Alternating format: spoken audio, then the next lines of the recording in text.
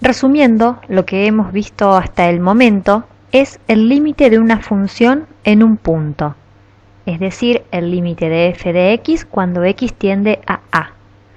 Ese límite puede ser igual a L, finito, es el caso de existencia de límite, o puede ser igual a infinito, quiere decir que la función crece sin límite cuando x se aproxima a, tanto por derecha como por izquierda, o puede ese límite ser menos infinito si la función decrece sin límite cuando x se aproxima a a.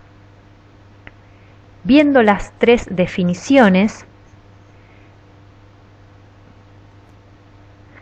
podemos compararlas, viendo que en los tres casos siempre fijamos arbitrariamente un número, un epsilon en el primer caso. ¿Por qué le llamamos epsilon? Porque es un número que va a ser positivo pero cada vez menor, ¿sí? El epsilon es el numerito que fijamos acá, un intervalo que lo hacemos cada vez más finito, alrededor de 5. En este segundo caso fijamos un m, un número positivo, tan grande como yo quiera, y en el tercer caso un n, un número negativo, tan chico como yo quiera. Para cualquier número que nosotros fijemos vamos a encontrar siempre un delta. Acá le pusimos delta epsilon, delta m o delta n, porque ese delta va a depender de ese epsilon o de ese m o de ese n que hayamos fijado. Y ese delta va a ser un número siempre positivo. El delta va a ser la amplitud del intervalo que vamos a marcar con centro en a. Y la segunda parte de la definición, que me dice, fíjense que es siempre igual al principio. Todos los x que estén en ese intervalo de centro en a y amplitud delta, para todos esos x, el valor de la función, en el primer caso va a estar comprendido aquí adentro, en este intervalo de centro L y amplitud epsilon, o en este caso de existencia de límite infinito va a ser mayor que un m, el valor de la función mayor a m, y en este caso el valor de la función menor que n. ¿Sí? Lo que cambia en las tres definiciones es esta última parte. Ahora vamos a pasar a estudiar límites en el infinito, es decir, ya no cuando x tiende a un punto, sino qué le pasa a la función cuando x tiende a infinito, es decir, cuando x se hace cada vez más grande. Para poder estudiar ese límite, la función f debe estar definida en algún intervalo a infinito, es decir, tiene que el intervalo, el conjunto de definición de esta función no debe ser acotado superiormente. Comenzar desde un cierto valor a, cualquiera, pero no tener límite en cuanto a cota superior del intervalo de definición. Si eso pasa, entonces puedo plantearme este límite. Límite de la función cuando x tiende a infinito, cuando x se hace cada vez más grande.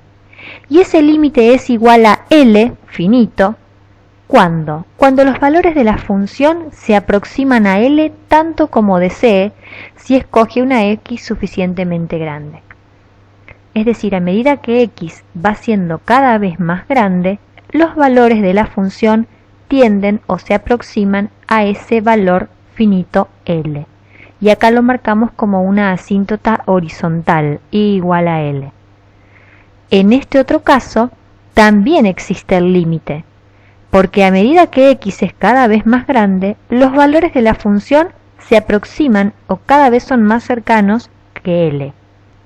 Con este gráfico lo que queremos mostrar es que si hay una asíntota horizontal, la curva puede cortarla y puede eventualmente la función valer lo mismo que L y valer muy cercano a L, pero después se aleja un poquito y después vuelve a acercarse.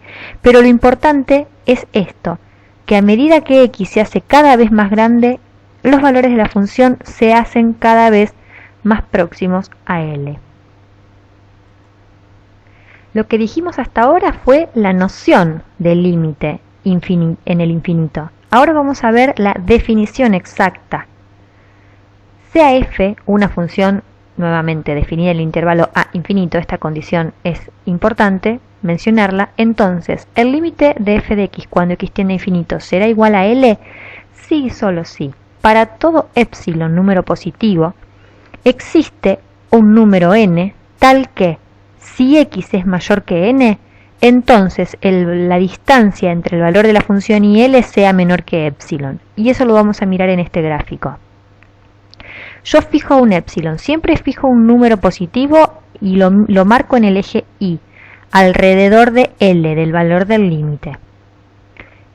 Entonces, si yo fijo este epsilon, voy a poder encontrar un n, y ese n lo voy a mirar acá, en el eje X, y voy a decir lo siguiente: todas las x que sean mayores que n, o sea, donde x está aquí, desde este punto en adelante, para todos esos valores de x, los valores de la función van a estar comprendidos en este rango, en este intervalo que está marcado acá, en esta franja, mejor dicho.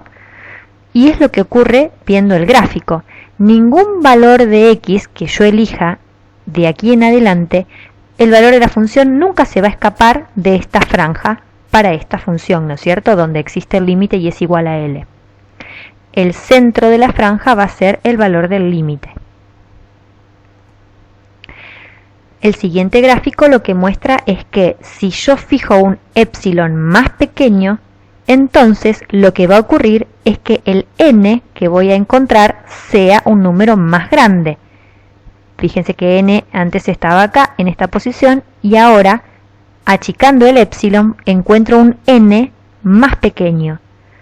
A partir de este n en adelante, todos los x que estén en este intervalo, para todos ellos el valor de la función va a estar adentro de esta franja. ¿Sí? Su distancia con L será menor que epsilon. Y si el epsilon que yo elijo es más pequeño aún, voy a poder encontrar otro n que sea más grande aún.